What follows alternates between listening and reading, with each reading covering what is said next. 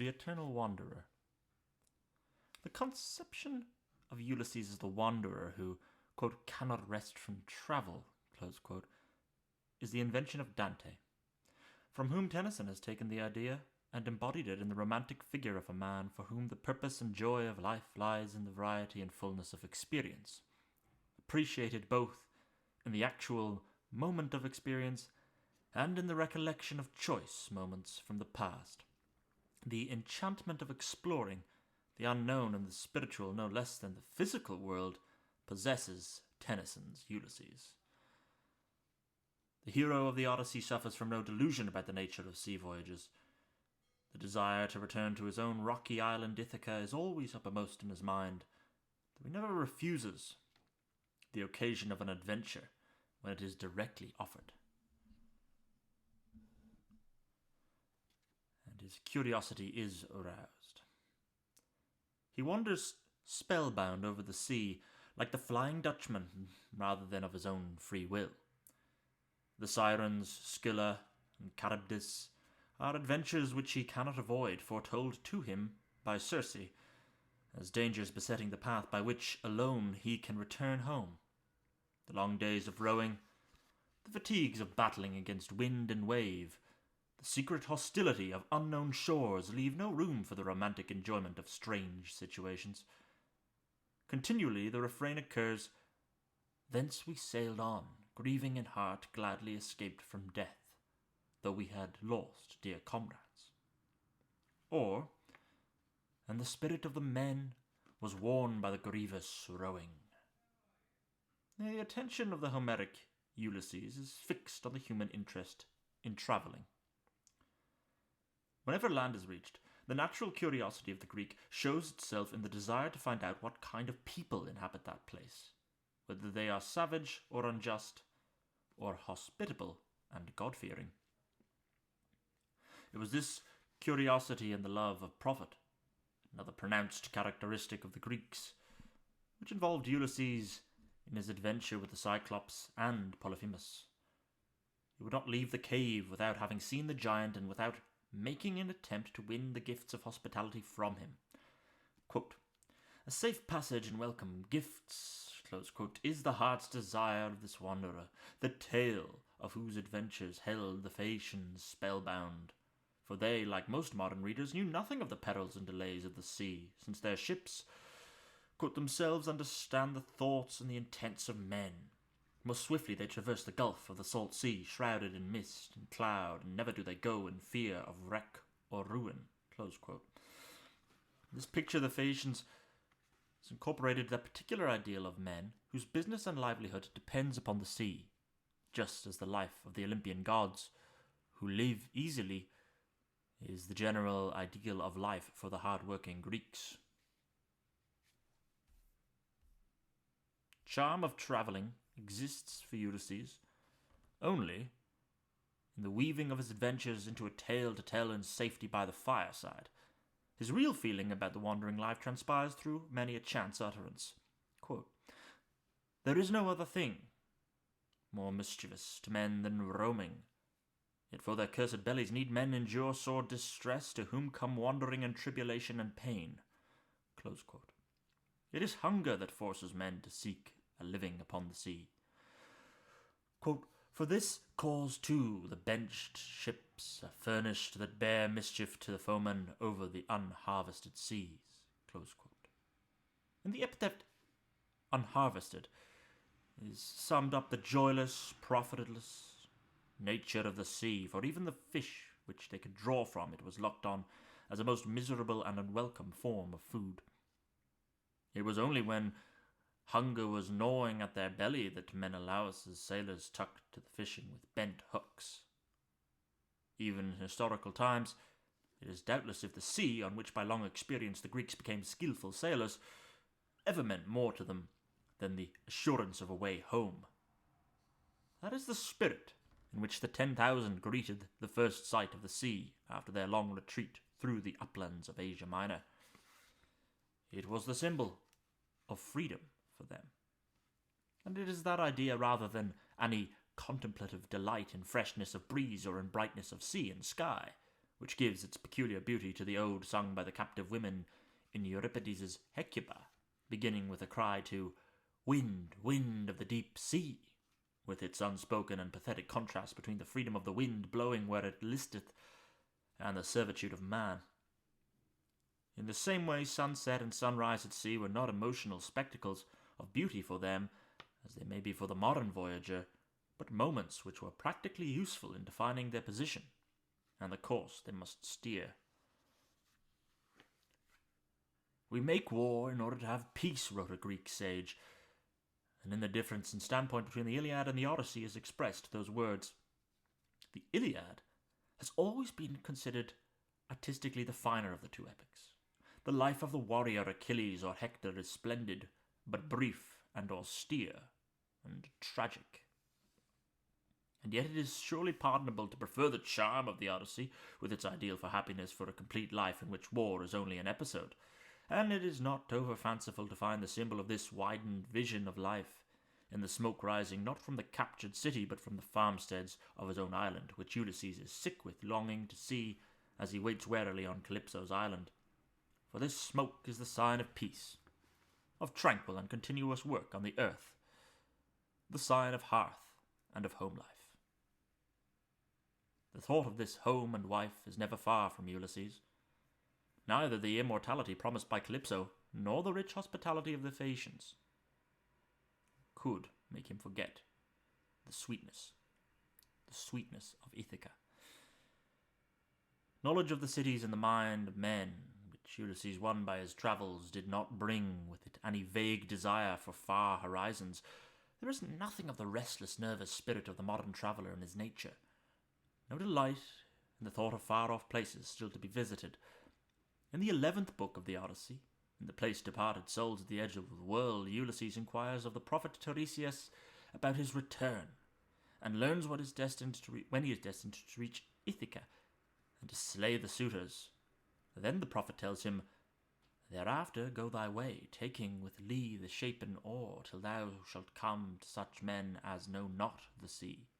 Neither eat meat savoured with salt, yea, nor have they knowledge of ships, or purple cheek, nor shapen oars which serve for wings to ships.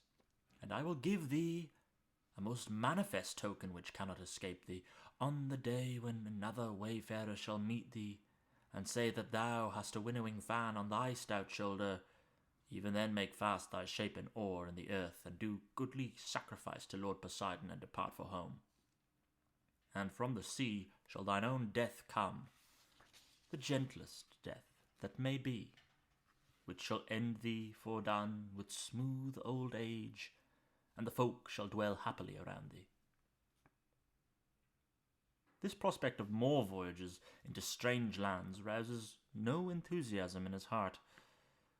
His final hope is of return to his home, and a peaceful death coming in some strange manner of the sea, whose influence he is destined never to dispel entirely from his life. When he narrates the prophecy to his wife, it is with sadness that he says, "We have not yet come to the issue of all our labours, but still there will be toil unmeasured, long and difficult, that I must needs bring to a full end." And Penelope answers him, "If indeed the gods will bring about for thee a happier old age at last, then there is hope that thou mayst yet have an escape from evil."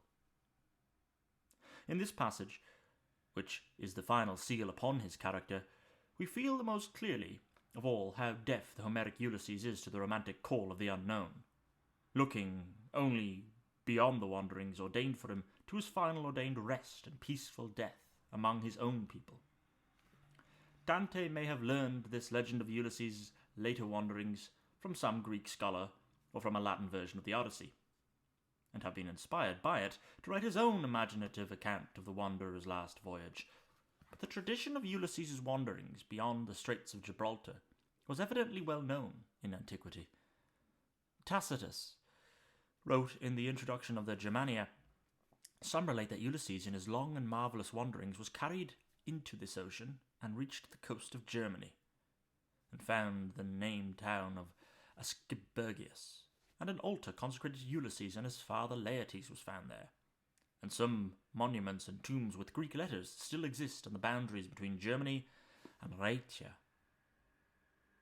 We know, too, that in the Middle Ages Ulysses was associated with the foundation of Lisbon, under the name of Ulysses. These uncertain suggestions of tradition have been drawn together by Dante to make one of the most original and dramatic digressions in the Inferno. In the 8th circle of hell, Dante and Virgil witness the punishment of evil counselors.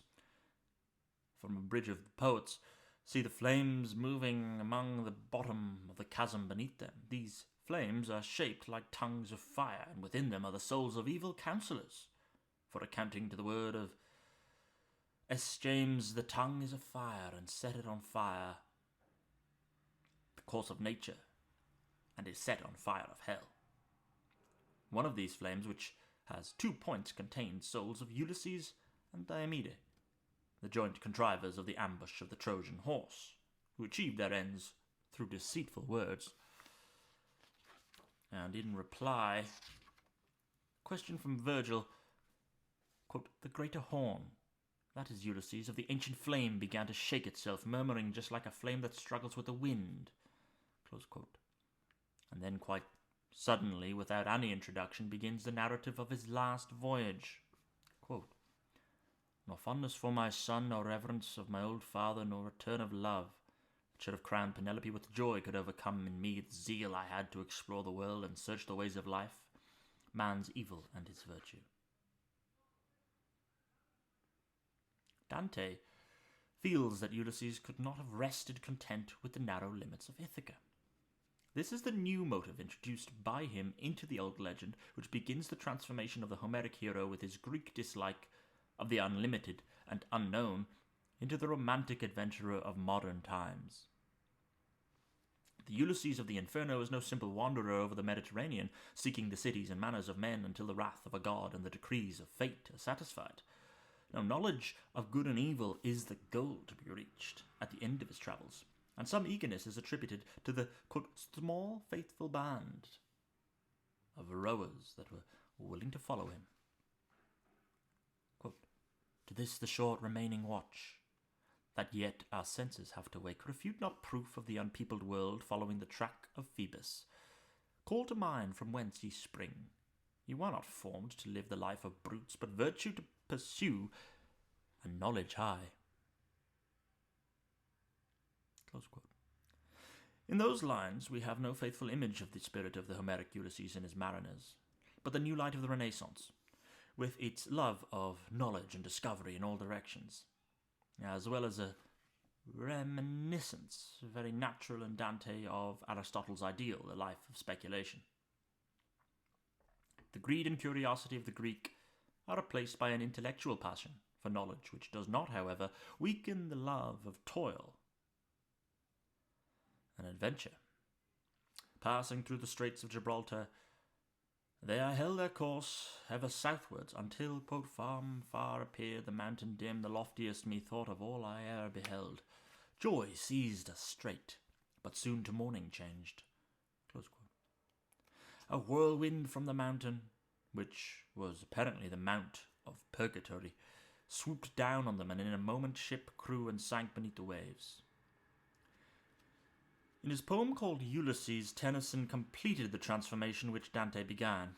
Dante conceived Ulysses as a daring explorer rather than an adventurer, whose roving spirit was dominated by a definite purpose, and he devotes all his imaginative powers to describing vividly the explorer's last great voyage.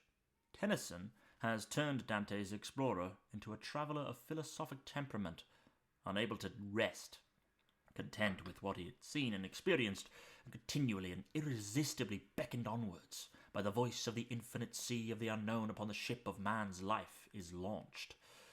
The setting of the poem is the classical Ithaca of the epic, where, by this still hearth among these barren crags, matched with an aged wife, I meet and dole unequal laws unto a savage race, that whore and sleep and feed know not me.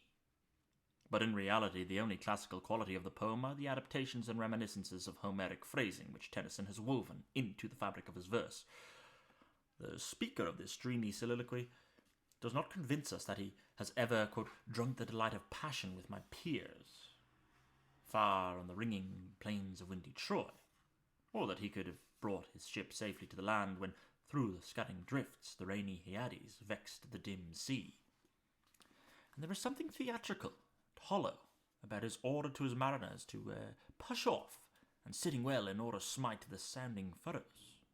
Now this Ulysses is but the phantom of himself, a revenant, piecing together memories of some previous existence and surveying the growth of his legend through the ages in almost philosophical vein. Quote, I am become a name. I am part of all that I have met, yet all experience is an arch wherethrough gleams that untravelled world, whose margin fades forever and forever when I move. One charm of Tennyson's poem lies in the poetic expression he has given under the name of Ulysses to the romantic temperament. He unites in concrete form all the unsatisfied needs and wishes of the modern mind, reacting against the monotonous daily revolution of an elaborate material civilization. He is imaginative and restless, unable to find happiness in the routine of work or in his immediate surroundings, enjoying everything in prospect or in retrospect, even more than the actual moment, estimating the value of life by the number and variety of his experiences. And in his son Telemachus, we see the classical type of character, more limited and practical in his desires, unable to find the happiness in the performance of the same recurring duties. Quote, This is my son, my own Telemachus. Most blameless is he, centered in the sphere of common duties, decent not to fail in offences of tenderness, and pay meet adoration to my household gods. When I am gone, he works his work, I mine. There is in the practical Telemachus we recognize something of the real Greek, who delighted in a world of definite tasks and purposes, and was free from any desire to seek a newer world, for his confidence in the possibilities of this one had not yet failed. The Homeric Ulysses would recognize himself in such a son, but he would be sorely puzzled and distressed to hear himself described as, quote, this grey spirit yearning in desire to follow knowledge, like a sinking star beyond the utmost bound of human thought, and to find the stubborn, mutinous rowers of his ship, who were twice destroyed, his hope of an early return to Ithaca transformed into souls that have toiled and wrought and thought with me, one equal temper of heroic hearts made weak by time and fate, but strong in will to strive, to seek, to find, and not to yield. Now the value of Tennyson's Ulysses is founded securely on the life of the modern world. As knowledge increases and spreads, men see more and more the unharvested sea of experience stretching in front of them. They realize more and more acutely how much of value is slipping from them at every moment. They are saddened with the thought of the brevity of their experience. In Tennyson's poem, they find the perfect expression of their hopes and fears, their unspoken dreams, and they undergo in reading it the soothing influence of art. And on the other hand, to be able to turn from the perplexing experience of our complicated society to the world of the Homeric Ulysses and his peers, with its distinct horizons, its knowledge, limitations, and its aversion to the problems of existence, can provide a deep source of refreshment. All Greek art and thought is a hymn in praise of clear and limited form. The unlimited, the vague, and the distance had no attractions for them, and in their list of elemental principles the Pythagoreans placed the unlimited beside evil. All through the first half of the Odyssey there is a contrast between the dangerous strangeness of unknown seas and lands and the sweet familiarity of the hero's home in Ithaca. And sweet is not beautiful, is the epithet which Ulysses applies to his island.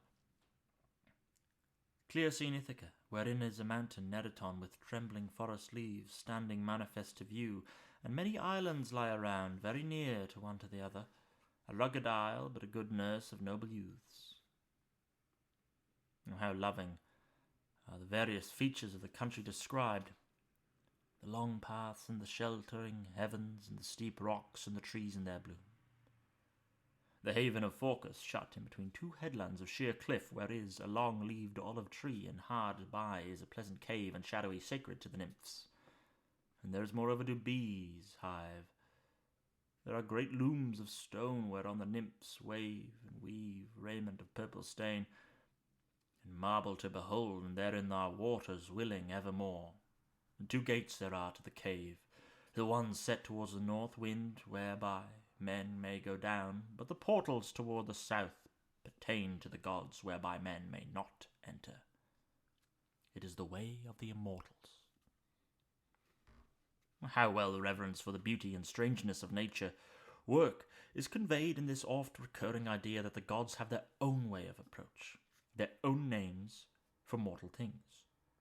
And from this haven we can follow Ulysses going, quote, by rough track upon the wooded country, through the heights, to the homestead of the swineherd Eumaeus, in a place with wide prospect, and from there along the rugged path to the town past the fair flowing spring with a basin fashioned, whence the people of the city drew water. Around it was a thicket of alders that grow by the waters all circle-wise, and down the cold stream fell a rock on high. And in the last scene, which joins in so complete a manner childhood to old age, Ulysses goes to visit his father Laertes, quote, to the rich and well-ordained farmland in the upland far from the city. And he found his father alone in the terraced vineyard, digging about a plant, close quote. And in the garden he tells us that there were pear trees and apple trees and figs and 50 rows of vines promised to him by as a child by Laertes. And, quote, each one ripened at divers times, with all manner of clusters on their boughs, when on the seasons of Zeus wrought mightily on them from on high, close quote. It is the intimacy with man and beast and soil, this intimacy, this desire for tranquility, indefinite and clearly realized relationships of home and countryside, this recognition of the excellence of such a life, that give to the Odyssey and the character of Ulysses their wonderful power of refreshment and delight for later and more distracted ages. The nervous irritability, the craving for incessant change, springing from over-specialized or cramped or exaggerated modes of life, were unknown to the society of that age. Yet there is nothing unsubstantial or idyllic about that life. It is solid and real, convincing. It has the assurance of elemental things. Compared with the men and women of the Odyssey, quote, 'tis we who, lost in stormy visions, keep with phantoms an unprofitable strife, and in mad trance strike with our spirit's knife invulnerable nothings. We decay like corpses in a charnel. Fear and grief convulse us and consume us day by day. Close quote. The voyages and adventures of Ulysses drop from him in the security of his home, and, like the joy of battle, fade away into the past and become the tales to while away hours by the fireside.